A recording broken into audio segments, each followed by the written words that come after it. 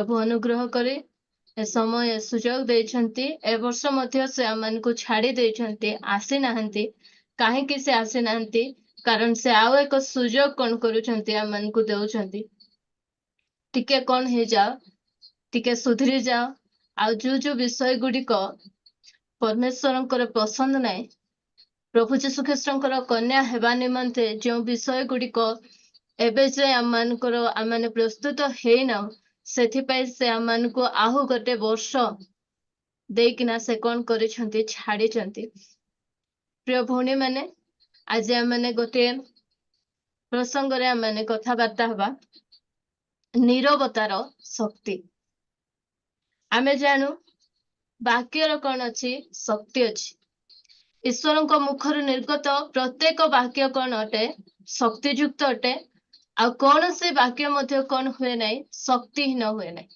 से जो समय रे से कहले तो दीप्ति हेउ कहलारू कौन हैला दीप्ति हैला से जो समय रे कहले गछलता हेउ हेई गला पृथ्वी आउ जंती स्थल भाग जल भाग अलगा हो माने से वाक्य उच्चारण कले आउ से सब विषय गुड़िक कौन हे गला परमेश्वर वाक्य रे कौन अच्छी शक्ति अच्छी आम मुखर वाक्य मध्य कौन अच्छी शक्ति अच्छी जो समय एलियो आहाब राजा सम्मुखरे ठिया होचंती आउ कहउचंती मोर वाक्य अनुसार कौन हेब ना वर्षा पड़ब ना कि काकर मध्य पड़ब ना तांकर वाक्य अनुसार कौन है 3 वर्ष 6 मास जाए कौन हो ना वर्षा हो ना कि काकर मध्य कौन करू ना पड़ू ना देखो वाक्य कौन अच्छी शक्ति अच्छी आने जो समय गीत संहिता 29 गीत मैंने पढ़ा 4 ରୁ 9 जाए से स्थान में परमेश्वर वाक्य विषय लिखा जाए परमेश्वर वाक्य कि प्रकार शक्तिशाली अटे पढ़ंतु के जने सदाप्रभुंकर शक्ति विशिष्ट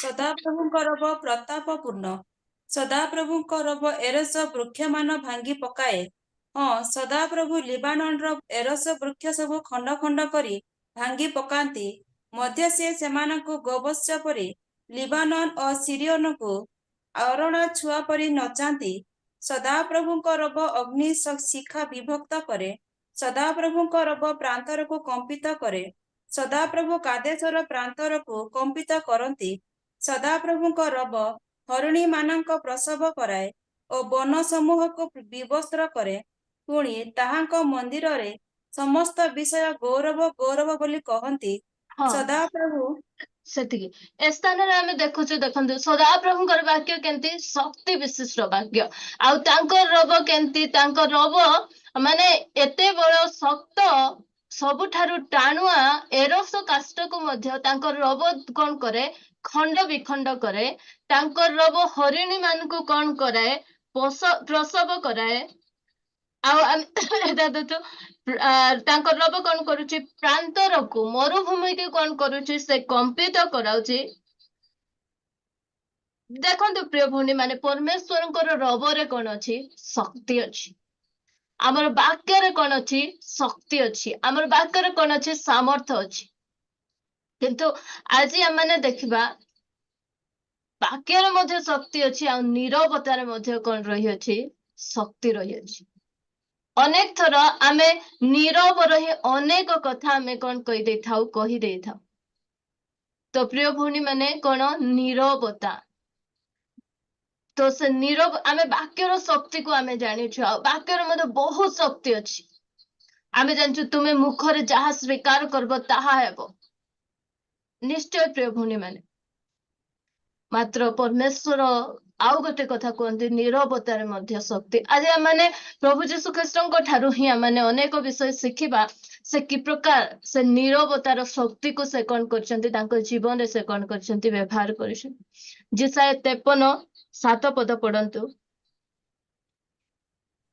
से उपद्रव प्राप्त हेले तथापि से आपण को नम्र करी आपण मुख पिठाइले बोध स्थान को न्या जीवा मेष शावक तुल्य लोम छेदक मानक सम्मुखरे नीरव मेसी तुल्य होई से आपण मुख फिटाइले नाही देखंतु प्रिय भौणी माने प्रभु जीशु ख्रीष्ट जानी को जगार मुख फिटाइबार आ को जगार से मुख फिटाइबार नहीं ए स्थान रे जो समय रे तांको बोध स्थान को निया जाउछि से कौन होचंती नीरव रहउछंती कारण से जानिचंती ए स्थान रे जदि मु मुख पिटेबी मु जदि प्रतिवाद करिबी ताहले मु कौन करबी अनेकंकु हरेबी प्रभु जीशु ख्रीष्टंकर नीरवता कौन करिछि आमको रक्षा करिछि प्रिय भौणी माने तांकर नीरवता आमनको आजी ए स्थान रे बसैछि आमनको उद्धार पथरे कौन करिछि कढाई आनिछि प्रभु जीशु ख्रीष्ट बहुत बढ़िया कौन करे जानिचंती से आमनको मध्ये एंती हेबार अछि आमे उच्च स्वर करी आमे आराधना मध्ये करि पारुथिबार अछि आउ जो जगह रे नीरव रहबा कथा हमें से जगह रे नीरव मध्ये हमें कौन करबार अछि ए स्थान रे हमें 3 थर देखुछु कौन कले से अपना मुख कौन कले नै से उपद्रव प्राप्त हेले तथापि से अपना को नम्र करी अपना मुख फिटेले नै बोध स्थान को निया जिबा मेष शावक तुल्य लोम छेदक सम्मुख रे नीरव देख नीरव मेसी तुल्य तापर होई से अपना मुख फिटाइले नै 3 थर ए जगह लिखा जायछि से अपना मुख फिटाइले नै से नीरव रहिले प्रिय भौणी माने जो समय रे अमनको जीवन रे मध्ये किछि निंदा आसुछि किछि ताड़ना आसुछि के जदि अमनको किछि कथा कहउछन्ते से समय रे हम कोन करबार अछि नीरव रहबार अछि मात्र जो समय रे हम चर्च को जाउछु से समय रे चिल्लाई चिल्लाई प्रभुकर स्तुति करबार अछि प्रशंसा करबार अछि चर्च रे हमें जेते पारुछु हमें सेते चिल्लाई कि ना प्रभुकर आराधना करबा उपासना करबा मात्र जो समय रे अमन को विरुद्ध रे किए किछि स्वर उठाउचंती से समय रे आमर मुख कौन हेबार अछि आमे काहर अनुसरण करूछु आमे प्रभु जीशु ख्रीष्टंकर अनुसरण करूछु तो आमनकर मुख मध्य कौन हेबार अछि नीरवता को अवलंबन करबार अछि प्रभु आमे अति शीघ्र आमे कौन करे दउ रिएक्ट करे दउ आमे अति शीघ्र आमे प्रतिक्रिया करू जणे सुनेला बेले आमे कौन करू और जोर से आमे चिल्लाऊ कारण आमे जानि नहु नीरवतार शक्ति को जदि बिना कारण रे कि आपनको दोष लगाउछि आपनकर विरुद्ध रे कहउछि से समय रे नीरव रुहंतु जो सामना लोक आपनकर विरुद्ध रे कहउछि ता ऊपर की प्रकार प्रभाव पड़बो आपण मुख कले कहि देले तापरे आपण काहे कि आपण परित्राण पाइछंती तापरे घरे आसे कांदबे छी म न कहिथिले इथांता बेकार कहि देली जदि से समय रे आपण नीरव रहि छिबे होय तो आपण तांकु लाभ करि देबे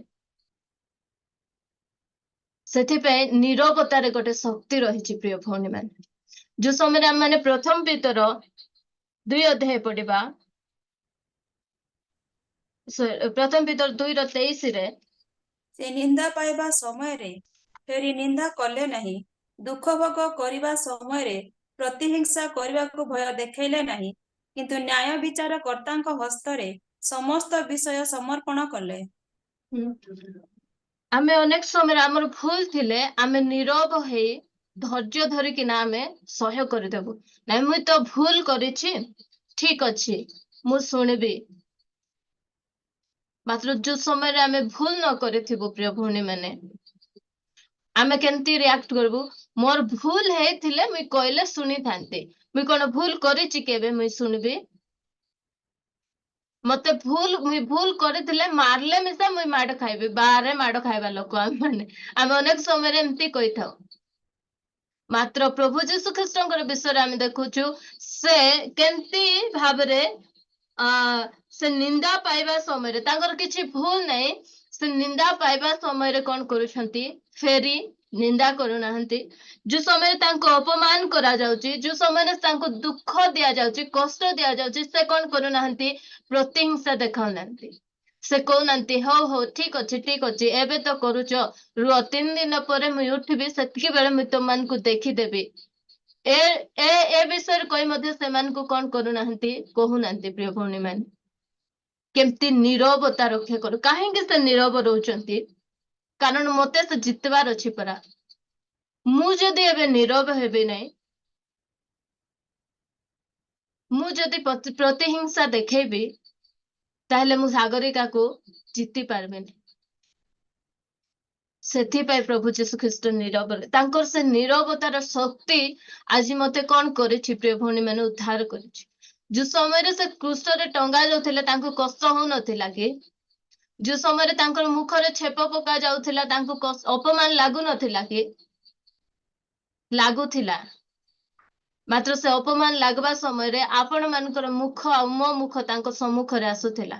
ମୁଁ ଯଦି ଏବେ ମୁଖ ଫିଟେଇବି, ମୁଁ ଯଦି ଏବେ ପ୍ରତିହିଂସା ଦେଖେଇବି, ମୁଁ ଯଦି ପଦେ ଆଜ୍ଞା ଦେଇଦେବି, ଲକ୍ଷ ଲକ୍ଷ ଦୂତ ଆସି ଏମାନଙ୍କର ସହିତ କଣ କରିବେ? ଏମାନଙ୍କୁ ହରାଇ ଦେବେ। ମାତ୍ର ମୋର ନୀରବତା କଣ କରିବ? ସାଗରିକାକୁ ରକ୍ଷା କରିବ। ମୋର ନୀରବତା ମୀନାକ୍ଷୀକୁ ରକ୍ଷା କରିବ। ମୋର ନୀରବତା ସୋନାଲିକୁ ରକ୍ଷା କରିବ। ସେଥିପାଇଁ ପରମେଶ୍ୱର ମୋର ଉଦ୍ଧାର ପାଇଁ ସେ କଣ ହଉଛନ୍ତି? ନୀରବ ହଉଛନ୍ତି। ଆଉ ତାଙ୍କର ସେ ନୀରବତାର ଶକ୍ତି ଆଜି ମତେ କଣ କରିଛି ପ୍ରିୟ ଭଉଣୀ ମାନେ? ଉଦ୍ଧାର କରିଛି। କେତେ ଆଶ୍ଚର୍ଯ୍ୟ ନା ଆମର ପରମେଶ୍ୱର। ଆଉ ଜାଣିଛନ୍ତି କଣ? ଜାଣିଛନ୍ତି ପ୍ରଭୁ ଯୀଶୁ ଖ୍ରୀଷ୍ଟ ଯାତ୍ରା 14:14 ସେ ଭଲ ଭାବରେ ଜାଣିଛନ୍ତି। ପଢନ୍ତୁ। ପରମେଶ୍ୱର ତୁମ୍ଭମାନଙ୍କ ନିମନ୍ତେ ଯୁଦ୍ଧ କରିବେ, ତୁମ୍ଭେମାନେ ନୀରବ ରହିବ। ହଁ, ତୁମ୍ଭେ ମାନେ କଣ କର? ନୀରବ ରୁହ। ପରମେଶ୍ୱର ତୁମ୍ଭମାନଙ୍କ ନିମନ୍ତେ ଯୁଦ୍ଧ କରିବେ। ଯୁଦ୍ଧ କାହାର? ପରମେଶ୍ୱରଙ୍କର। କାହା ସାଙ୍ଗେ ଲାଗବା ପାଇଁ ଯାଅ ନାହିଁ। କାହିଁକି ନା ତୁମ ବିରୁଦ୍ଧରେ ଆମେ ପଢୁଛୁ ନା ଯେତିକି ଅସ୍ତ୍ର ଶସ୍ତ୍ର ନିର୍ମିତ ହେଇଛି ସେ ସବୁ କଣ କରିବ ନାହିଁ? କିଛି କାମକୁ ଆସିବ ନାହିଁ। ସେ ସବୁ କଣ ହେଇଯିବ? ଅକାମୀ ହେଇଯିବ। ଆଉ ପରମେଶ୍ୱର ତୁମ ସପକ୍ଷରେ କଣ କରିବେ? ଯୁଦ୍ଧ କରିବେ। ଯୋଉ ସମୟରେ ଶୈତାନ ପ୍ରଭୁ ଯୀଶୁ ଖ୍ରୀଷ୍ଟଙ୍କୁ କ୍ରୁଶରେ ଚଢେଇ ଦେଲା, ଶୈତାନ ଜିତିଲା ନା? ଶୈତାନ ଜିତିଲା କି? ତାର ସବୁଠୁ ବଡ ଭୁଲ ହେଲା ପ୍ରଭୁ ଯୀଶୁ ଖ୍ରୀଷ୍ଟଙ୍କୁ କ୍ରୁଶରେ ଚଢାଇବାଟା। ପ୍ରଭୁ ଯୀଶୁ ଖ୍ରୀଷ୍ଟ ଜାଣିଛନ୍ତି ଯେ ଯୁଦ୍ଧ କାର? ସଦାପ୍ରଭୁଙ୍କର। ଯୁଦ୍ଧ ମୋର ପିତାଙ୍କର। ତେଣୁ ସେ କଣ କରୁଛନ୍ତି? ନ୍ୟାୟ ବିଚାର କର୍ତ୍ତାଙ୍କ ହସ୍ତରେ ସବୁ ସମର୍ପଣ କରିଦେଇ ଖସରି ଗଲା ପରି ସେ ଯାହା କରୁଛ କର। ଛେପ ପକାଇବ, ଠିକ ଅଛି। ଦାଢି ଉପାଡିବ, ଠିକ ଅଛି। କ୍ରୁଶରେ ନେଇ ଟଙ୍ଗାଇବ, କଣ୍ଟା ମାରିବ, କରଡା ମାରିବ, ଯାହା କରିବ ଠିକ ଅଛି। କାରଣ ମୁଁ ଜାଣିଛି ନୀରବତାର ଶକ୍ତିକୁ। ମୁଁ ଜାଣିଛି ମୋର ଯୁଦ୍ଧ ପରମେଶ୍ୱରଙ୍କର। ମୁଁ ଜାଣିଛି ମୋର ପରମେଶ୍ୱର ଯୁଦ୍ଧବୀର ପରମେଶ୍ୱର। ଆଉ କ୍ରୁଶରେ ଯୋଉ ସମୟରେ ମୁଁ ଟଙ୍ଗା ହେବି ସେ ସମୟରେ ମୁଁ ହାରୁ ନାହିଁ। ମୁଁ କଣ ହଉଛି? ଜୟ ପାଉଛି। ପ୍ରିୟ ଭଉଣୀ ମାନେ ବିଚଳିତ ହୁଅନ୍ତୁ ନାହିଁ। ଆପଣଙ୍କ ବିରୁଦ୍ଧରେ ଅନେକ ମୁଖ ଉଠିପାରେ। ସେ ମୁଖ ଗୁଡିକ ଉଠିବା ସମୟରେ ନିଜକୁ ନୀରବ ରଖନ୍ତୁ। ସେ ପାୱାର ଅଛି। ଦେଖନ୍ତୁ ଆଜି ଅନେକ ଜଣ ପ୍ରଭୁ ଯୀଶୁ ଖ୍ରୀଷ୍ଟଙ୍କର ଅନୁଗମନ କରୁଛନ୍ତି। କାହିଁକି କରୁଛନ୍ତି?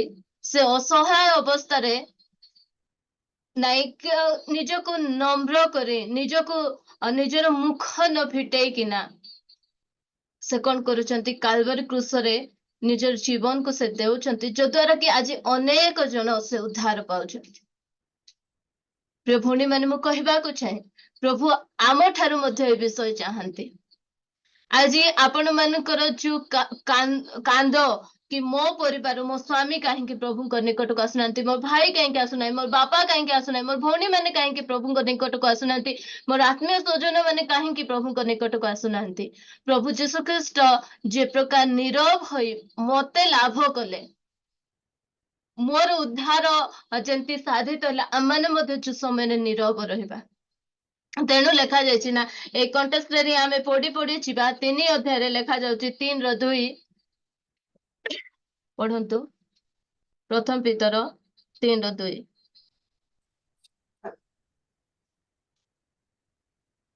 ଯେପରି ସେମାନଙ୍କ ମଧ୍ୟରୁ କେହି କେହି ବାକ୍ୟର ଅନାଜ୍ଞାବହ ହେଲେ ସୁଦ୍ଧା ତୁମ୍ଭମାନଙ୍କର ସଭୟ ସଦାଚରଣ ଦେଖି ବାକ୍ୟ ବିନୁ ଆପଣା ଆପଣା ଭାର୍ଯ୍ୟର ଆଚରଣ ଦ୍ୱାରା ପରିବର୍ତ୍ତିତ ହେବେ।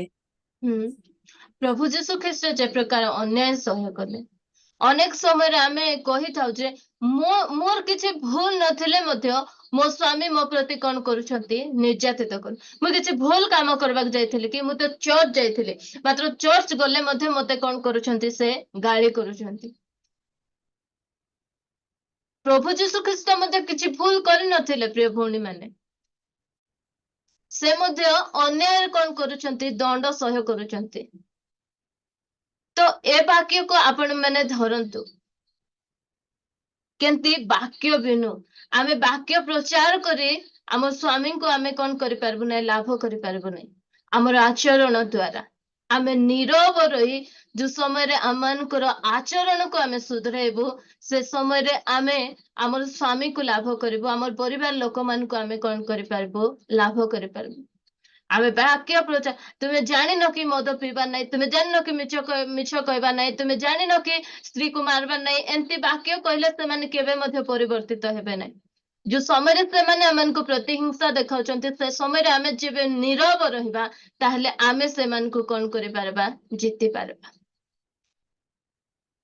मोर किछि भूल नहीं मु ठीक विषय करछि आमे एमती आर्गुमेंट मध्ये आमे कोन करबा नहीं करबा नहीं मु कहे मु निज आखि रे देखिछि आपण माने जो प्रकार भाबरे सफरिंग करूछंती दिन थिला मो मां मध्ये से प्रकार अवस्था रे से कोन करथिले थिले मो बाबा मध्ये बहुत पिबार माने बहुत अशांति हेबार घरे मात्र मो मां से आचरण कौन कला बाबा को प्रभुंकर निकटवर्ती कराइला तो प्रिय भौणी माने मु कहबा पय चाहे आमानकर आमे अनेक समय रे आमे कहिले आका हेबो न कहले सुधुरबे केंती कही हाल्या हो जाइछंती एबे ए ट्रिक हेले अप्लाई करंतु नीरवतार शक्ति को टिके व्यवहार करंतु नीरव रही किना देखंतु तांकर सहित आर्गुमेंट करी करी हाल्या हो जाइछंती किछि परिवर्तन देखि नाहंती टिके नीरव रही किना देखंतु हुए तो प्रभु कार्य करे से नीरवतार शक्ति से को कौन करबे उद्धार करबे प्रिय भौणी माने आमनकर आमे अनेक समय रे भाबू जे नाही मोर जीवन मु कहबी आका ताको मु कहले आका से कोन हबो नाही प्रिय भौणी माने आमनकर आचार व्यवहार आज अनेक प्रभुଙ୍କ निकटକୁ न आसीबार कारण कोन आमनकर ए पार्टी आमे चर्च रे गोटे प्रकार जाउछु आसुछु से जंती चर्च जायबा लोक गोटे जंती जीवन काटुचंती आमे चर्च रु बाहरले सेमानक ठारू आहुरी अधिक कदर्य जीवन आम मानकर हो जाउछि जो द्वारा कि आमे हमर आत्मीय स्वजन मानकु कोन करि पारुना आमे लाभ करि पारुना तेनु स्थान रे लेखा गला जेपरि सेमानक मध्यरु केही वाक्यर अनागा बह हेले सुता जो माने प्रभु जीशु को एबे जे निजर जीवन रो त्राणकर्ता रूपे ग्रहण करि नाहंती जो माने अविश्वासी अछंती सेमानकु जदि जितवार अछि तुम मानकर सबय सदाचरण देखि वाक्य बिनु कौन करबार अछि आमे कथा कहबार नै प्रिय भौणी माने आ माने नीरव रही सॉरी आ माने नीरव रही आमे कौन करबार अछि सेमानकु आमे लाभ करबार अछि कारण नीरवतारे कौन रही अछि शक्ति रही आमनकर जो आचरण कथा कहबाकू पड़बो नै वाक्य लेखा गला तुम माने कौन जगतर ज्योति आ पृथ्वीर तुमे कौन लवण प्रिय भौणी माने केबे आपण माने बिरयानी करिसंती आ से स्थान रे लवण रो किछि शब्द आपण माने सुनिछंती कि मांस तरकारी करिसंती से जगह रे लवण रो किछि शब्द को आपण सुनि पारिसंती कि सुनि नाहंती से लवण कौन हो जाइछि आमे जानि मध्ये पारुनु से लवण को आमे देखि मध्ये पारुनु से तार नीरवतारे से तार स्वाद को सेठी कौन करूछि से छाड़ी दउछि जदि आमे नुण पकाई न थाउछु बोली कहले से नीरवतार स्वाद नथिले आमे से बिरयानी मध्ये कौन हो जाउछि टेस्टलेस हो जाउछि से प्रकार आमे हेबार अछि से लवण परिया माने स्वाद युक्त हेबार अछि केंति लवण मध्ये तार गोटे किछि साउंड नै से कौन करूछि नीरवतार सहित तार से स्वाद को से कौन करूछि छाड़ी जाउछि लेखा गला जगतर तुम माने कौन अट ज्योति अट कैंडल जलवा समय केबे साउंड सुनी छंती नहीं मात्र गोटे कैंडल को आमे जो समय रे जलाउछु अंधकार कौन हो जाउछि चली जाउछि से जली जली जली जली शेष हो जाउछि मात्र तार आलोक देबाटा से कौन करू नहीं कमाउ नहीं तो प्रिय भौणी माने से प्रकार ନିରବତାର ସହିତ ଆମେ ଆମର ଆଚରଣକୁ କଣ କରିବା ଅଛି, ଧୀରେ କରି ଏ ଜଗତ ମଧ୍ୟରେ ଆମେ କଣ କରିବାର ଅଛି, ଛାଡିଦେବାର ଅଛି। ଏ ଟେଷ୍ଟଲେସ୍ ଜଗତରେ ଆମେ କେମିତି ଲବଣ ସଦୃଶ୍ୟ। ଆଜି ଆମମାନଙ୍କୁ ବାକ୍ୟ ପ୍ରଚାର କରିବା ପାଇଁ ସୁଯୋଗ ନାହିଁ। ଯୋଉ ସମୟରେ ଆମେ ବାକ୍ୟ ପ୍ରଚାର କରିବାକୁ ଯାଉଛୁ, ମାରୁଛନ୍ତି, ଆମ ଟ୍ରାକ୍ସ ଯାକକୁ କଣ କରିଦଉଛନ୍ତି, ଜାଳି ଦଉଛନ୍ତି। ଆମେ କହି ସିନା ପାରବୁ ନାହିଁ, କିନ୍ତୁ ଏ ଟେଷ୍ଟଲେଟ୍ ଜଗତରେ ଲବଣ ପରି ଆମର ସ୍ୱାଦକକୁ ଆମେ ଛାଡି ପାରବୁ ନା। ଆମର ଆଚାର ବ୍ୟବହାର ଦେଖି ତ ଲୋକମାନେ ଯୀଶୁଙ୍କ ପାଖକୁ ପଳେଇ ଆସିବେ ନା। ଆଜି ସିନା ଲୋକମାନେ କହୁଛନ୍ତି ଯେ ନାଇଁ ତୁମେ ଧର୍ମ ପରିବର୍ତ୍ତନ କରୁଛ, ମଦର ତେରେସାଙ୍କ ବିଷୟରେ ବିଭିନ୍ନ ପ୍ରକାର ବିଷୟ କହି ଯାଉଛନ୍ତି। ମାତ୍ର ତାଙ୍କର ପାଖରେ ସେଇ ଲବଣର ଗୁଣ ଥିଲା, ସେଇ ଜ୍ୟୋତିର ଗୁଣ ଥିଲା, ଯୋଉ ଗୁଣ ଗୁଡିକ କି ପ୍ରଭୁଙ୍କ ନିକଟକୁ ଆସିବା ପାଇଁ ଅନେକଙ୍କୁ କଣ କଲା, ଆକର୍ଷଣ କଲା। ସେ ନିରବତାର ଶକ୍ତି କଣ କଲା, ସେମାନଙ୍କୁ ପ୍ରଭୁଙ୍କ ନିକଟକୁ କଢାଇ ଆଣିଲା।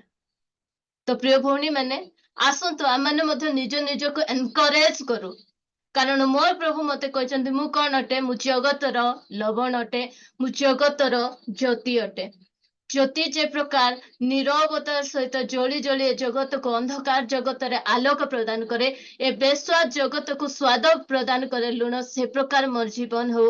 ଆଉ ସେଇ ପ୍ରକାର ଜୀବନ ମୋର ପରିବାରକୁ ଗୋଟେ ଅଲଣା ସଦୃଶ ସେମାନେ ଅଛନ୍ତି, ସ୍ୱାଦ ବି ଟେଷ୍ଟଲେସ୍ ଅଛନ୍ତି। ଆଉ ପ୍ରଭୁ କରନ୍ତୁ ସେମାନେ କଣ ସ୍ୱାଦ ଯୁକ୍ତ ହୁଅନ୍ତୁ। ଆସନ୍ତୁ ପ୍ରିୟ ଭଉଣୀ ମାନେ, ଆମେ ନିଜ ନିଜକୁ ରିଭାଇଭ କରୁ। ଆମେ ଅନେକ କଥା କହି ହାରି ଯାଇଛୁ। ପ୍ରାର୍ଥନା ଆସ ବୋଲି କହି ହାଲିଆ ହେଇଯାଇଛୁ। ତୁମେ ଏମିତି କାହିଁକି ହେଉଛ, ତୁମେ ସୁଧରୁନ କାହିଁକି, ପିଲାମାନଙ୍କୁ ମଧ୍ୟ ତୁମେ ଠିକ ବାଟରେ ଆସ ବୋଲି କହି ଆମେ ହାଲିଆ ହେଇଯାଇଛୁ। ମାତ୍ର ଆଜି ଟିକେ ନୀରବ ହେଇକିନା ଆମମାନଙ୍କର ଟେଷ୍ଟକୁ ଆମେ ଧୀରେ କରି ଆମ ପରିବାରରେ, ଆମ ସାହିରେ, ଆମ ଦେଶରେ, ଆମ ଜିଲ୍ଲାରେ ଆମେ କଣ କରିବା, ଆମେ ଛାଡିବା। ତ ପ୍ରଭୁ ସାହାଯ୍ୟ କରିବେ। ଆଉ ଆମେ କାହିଁକି ଯୁଦ୍ଧ କରିବା ପ୍ରିୟ ଭଉଣୀ ମାନେ? କାରଣ ଯୁଦ୍ଧ କାହାର? ପରମେଶ୍ୱରଙ୍କର। ସେ ଆମମାନଙ୍କ ନିମନ୍ତେ କଣ କରିବେ? ଯୁଦ୍ଧ କରିବେ। ଆମେ କାହା ସାଙ୍ଗରେ ଆମେ କାହିଁକି ଲଢେଇ କରିବା? କାରଣ ଆମର ପରମେଶ୍ୱର ଆମମାନଙ୍କର ସପକ୍ଷରେ ଅଛନ୍ତି। ରୋମିଓ 12:19 ଲେଖାଗଲା, ପଢନ୍ତୁ ଟିକେ। ହେ ପ୍ରିୟ, ତୁମ୍ଭେମାନେ ନିଜେ ନିଜେ ପ୍ରତିଶୋଧ ନିଅ ନାହିଁ, କିନ୍ତୁ କ୍ରୋଧ ପାଇଁ ସ୍ଥାନ ଛାଡ଼ି ଦିଅ। କାରଣ ଲେଖା ଅଛି, ପ୍ରଭୁ କହନ୍ତି, ପ୍ରତିଶୋଧ ନେବା ଆମର ଅଧିକାର, ଆମ୍ଭେ ପ୍ରତିଫଳ ଦେବା। କ୍ରୋଧ କଲେ ଏକା ଆମେ ବେଶୀ କଥା କହୁ। କ୍ରୋଧ ହେବା ସମୟରେ ଆମେ କଣ କରୁଛୁ, ନ କହିବା କଥା ଆମେ କଣ କରିଦେଇଥାଉ, କହିଦେଉଥାଉ। ଆମକୁ କିଏ ରୋଗେଇବାର ଏକା ବାକି। ଆମର ଭିତରେ ଯେମିତି କହୁନଥିଲେ କି, ଆମେ ବାଇବଲ ଷ୍ଟଡିରେ ଶୁଣୁଥିଲୁ, ବୋଟଲକୁ ହଲେଇଲେ ତାର ଭିତରେ ଯୋଉଟା ଥିଲେ ସେଟା କଣ ହେବ, ବାହାରିବ। ଅନେକ ସମୟରେ ଆମେ ପୁରା ନିରବ ସାଇଲେଣ୍ଟ ହେଇକିନା ଥିବୁ, ମାତ୍ର କିଏ ଗୋଟେ ଆସି ଆମକୁ ଟିକେ ସେକ୍ କରିଦେଲେ ଆମେ ନ କହିବା କଥା ଯାକ ଆମେ କଣ କରିଦେଇଥାଉ, କହିଦେଇଥାଉ। ତେଣୁ ବାକ୍ୟରେ ଲେଖାଗଲା କି ଏଫେସୀୟର, କ୍ରୋଧ କଲେ କଣ କର ନାହିଁ, ପାପ କର ନାହିଁ ବୋଲି। କ୍ରୋଧ ହେବା ସମୟରେ ଆମେ ଯୋଉ କଥା କହିବୁ ନାହିଁ, କ୍ରୋଧ ହେବା ସମୟରେ ସେ କଥା ଏକା ସବୁଠାରୁ ଭଲ କଥା। ନ ହେବା କଥା ଆମେ ରାଗିକିନା କଣ କରିଦେଇ କହିଦେଉଥାଉ। ତାପରେ ଆମେ ବସିକିନା ଭାବୁଛି ବେକାର କହିଲି, ନ କହିଲେ ହେଇଥାନ୍ତା। ସେ ଗୋଟେ 2 ମିନିଟ ପାଇଁ ମୋର ପାଟିକୁ ଟିକେ କଣ୍ଟ୍ରୋଲରେ ରଖିଲେ ହେଇନଥାନ୍ତେ କି, ଆମେ ଏମିତି ଭାବିଥାଉ। କାରଣ ଆମେ କଣ କରିନାହୁଁ, ଆମେ ଜାଣିନାହୁଁ ପ୍ରିୟ ଭଉଣୀ ମାନେ। ତେଣୁ ପରମେଶ୍ୱର କହୁଛନ୍ତି, କ୍ରୋଧ ହେବା ସମୟରେ ପାପ କର ନାହିଁ। ଆଉ କ୍ରୋଧ ହେବା ସମୟରେ କଣ ହେଇଥାଅ, ନୀରବ ହେଇଥାଅ। ତୁମର ପକ୍ଷରେ, ତୁମ ସପକ୍ଷରେ କହିବା ପାଇଁ ଜଣେ ଅଛନ୍ତି, ଆହୁରି ସେ ବଳବାନ ବ୍ୟକ୍ତି ଅଟନ୍ତି। ଏବେ କିଏ ଗୋଟେ ଗାଳି କରିଦେଲା, ସେ ସମୟରେ ଆମେ ପ୍ରତିହିଂସା କାହିଁକି ଦେଖାଇବା? ଆମେ ତାର ପ୍ରତି ଉତ୍ତର କାହିଁକି ଦେଖାଇବା?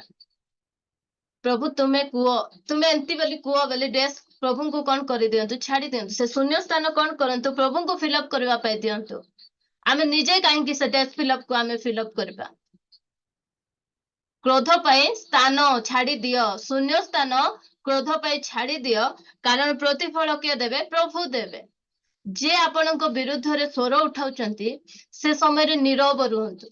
ମୁଁ କହିବାକୁ ଚାହେଁ, 2023 ମସିହାରେ ଅନେକ ଜଣ ଆମ ବିରୁଦ୍ଧରେ ସ୍ୱର ଉଠେଇଲେ। କେମିତି ଆଙ୍କେ ପାଷ୍ଟର, ପୁଣି ପାଷ୍ଟର ଆଙ୍କେ ମୁଖାପେକ୍ଷା କରୁଛନ୍ତି।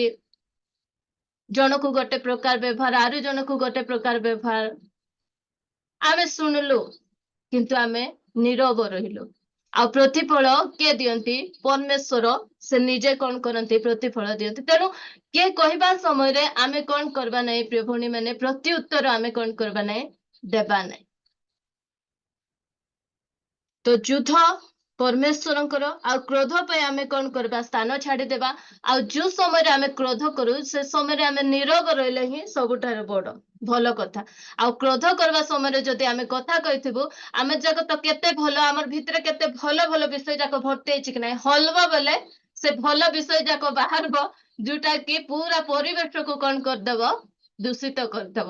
ତେଣୁ ଆମେ କ୍ରୋଧ ହେବା ସମୟରେ ଯେତେ ଆମେ ନୀରବ ରହିବା, ଆଉ ସେ ନୀରବତାର ଶକ୍ତି ଆମ ସାମ୍ନାରେ ଆମକୁ ଯେ ରଗାଉଛି, ସେ ପରିବର୍ତ୍ତନ କଣ ହେଇଯିବ?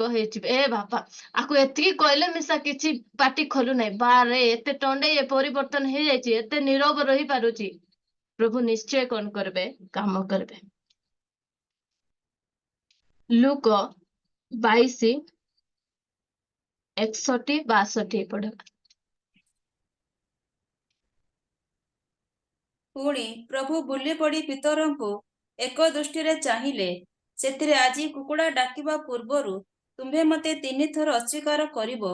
ଏହି ଯେଉଁ କଥା ପ୍ରଭୁ ପିତରଙ୍କୁ କହିଥିଲେ, ତାହା ତାଙ୍କ ମନରେ ପଡ଼ିଲା। ଆଉ ସେ ବାହାରକୁ ଯାଇ ଅତ୍ୟନ୍ତ ବ୍ୟାକୁଳ ହୋଇ ରୋଦନ କଲେ। ଆଉ ଯେଉଁ ଲୋକମାନେ ଯୀଶୁଙ୍କୁ ଧରି ରଖିଥିଲେ, ସେମାନେ ତାହାଙ୍କୁ ପ୍ରହାର କରୁ କରୁ ପରିହାସ କଲେ। ଯୀଶୁଙ୍କୁ ଏଠି ପିତରଙ୍କୁ କିଛି କହିବା ପାଇଁ ପଡୁନାହିଁ, ଗୋଟେ ଚାହାଣୀ। ଦେଖନ୍ତୁ ସେ ନୀରବତାର ଶକ୍ତି କେତେ। ନୀରବ ହୋଇ ପ୍ରଭୁ ଖାଲି ପିତରଙ୍କୁ ଅନେଇ ଦେଲେ।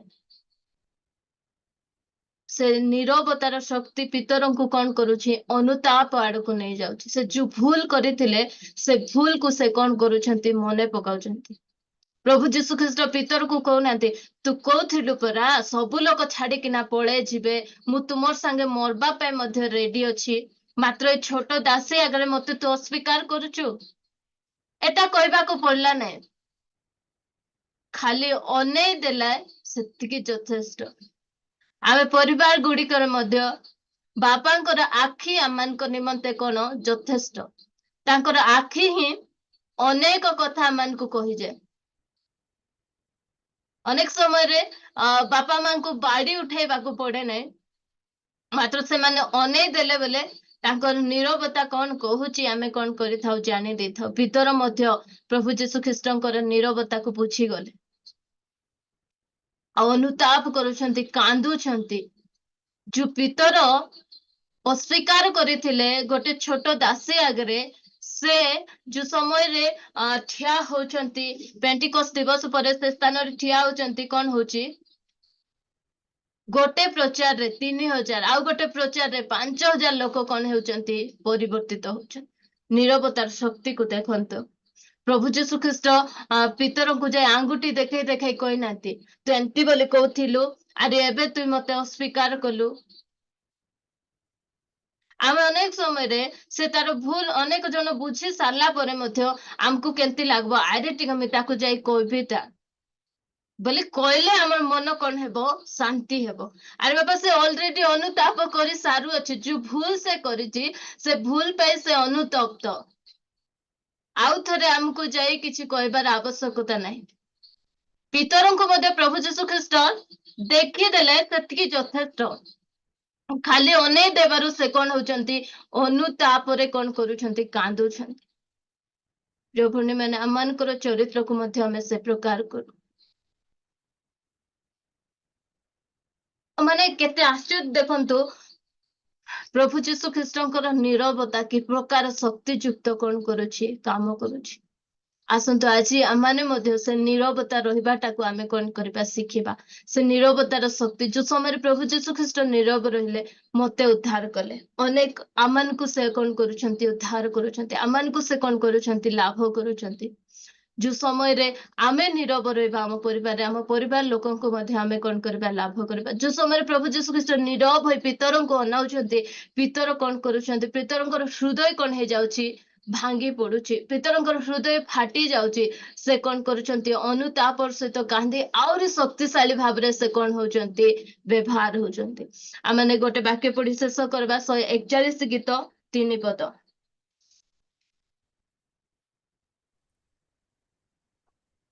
हे ସଦାପ୍ରଭୁ, ମୋ ମୁଖ ଆଗରେ ପ୍ରହରୀ ନିଯୁକ୍ତ କର, ମୋ ଅଷ୍ଟାଧରର କବାଟ ରକ୍ଷା କର। हे ସଦାପ୍ରଭୁ, ତୁମେ କଣ କର? ମୋର ମୁଖ ଆଗରେ ପ୍ରହରୀ ନିଯୁକ୍ତ କର। ମୋର ମୁଖ ମନ ଇଚ୍ଛା ବେଶୀ ନ କହିବା କଥାବାର୍ତ୍ତା ବେଶୀ କରୁଛି, ତ ମୋର ମୁଖ ଆଗରେ କଣ ଗୋଟେ ସିକ୍ୟୁରିଟି ଗାର୍ଡକୁ ତୁମେ କଣ କର? ରଖ। କେତେବେଳେ ଚୁପ୍ ରହିବାଟା ସେ କଣ କରୁ? ଚୁପ୍ ରହିବାଟା ସେ କଣ କରୁ? ଶିଖୁ। ଆଉ ମୋ ଅଷ୍ଟାଧାରର କବାଟକୁ ତୁମେ କଣ କର? ରକ୍ଷା କର। ଗୋଟେ ଆଡଭର୍ଟାଇଜ ଆସୁଥିଲା ନା, ଚକୋଲେଟ ନା କଣ ଗୋଟେ ଖାଇଲେ ଏମିତି ଚେନ୍ ଲାଗି ଯାଉଥିଲା। ତ ଆମର ଏ ଓଠକୁ ମଧ୍ୟ ଗୋଟେ ଚେନ୍ କଣ କରିବାର ଅଛି? ଲଗେଇବାର ଅଛି। ଆଉ ପ୍ରଭୁଙ୍କୁ କହିବାର ଅଛି, ଏ ଚେନ୍ ବାପା ଯେତେବେଳେ ଇଚ୍ଛା ସେତେବେଳେ ତୁମେ ଆକା ଖୁଲ, ସେତିକି ବେଳେ ଆକା ମୁଁ କଥା କହିବି। ଆମେ ଅନେକ ସମୟରେ କଣ ଭାବୁ? ଆମେ ଯଦି ବେଶୀ କଥା କହୁଛୁ ବୋଲେ ଆମେ ବେଶୀ ଜ୍ଞାନୀ ବୋଲି ଆମେ ଭାବିଥାଉ। ମାତ୍ର ଯୋଉମାନେ ବେଶୀ ଜ୍ଞାନୀ ଥାନ୍ତି ସେମାନେ ସାଧାରଣତଃ ବେଶୀ ଅଳ୍ପ କଥା ହୁଅନ୍ତି, ଆଉ ବେଶୀ ନୀରବ ରୁହନ୍ତି ସେମାନେ। ତେଣୁ ଆସନ୍ତୁ ଆମେ କହିବା ପରମେଶ୍ୱରଙ୍କୁ, ପ୍ରଭୁ ମୋର ମୁଖ ଆଗରେ ଗୋଟେ ପ୍ରହରୀ ନିଯୁକ୍ତ କର। ଯୋଉ ସମୟରେ କହିବା କଥା ମୁଁ ସେ ସମୟରେ କହିବି। ଆଉ ମୋ ମୁଖରେ ଗୋଟେ କବାଟ ଲଗାଅ, ମୋର ମୁଖରେ ଗୋଟେ ଚେନ୍ ତୁମେ ଲଗାଅ। ଆଉ ଯେତିକି ବେଳେ ତୁମେ ଚାହିଁବ ସେତିକି ବେଳେ ସେ ଚେନ୍ କୁ ତୁମେ କଣ କର? ଖୋଲ। ପ୍ରଭୁ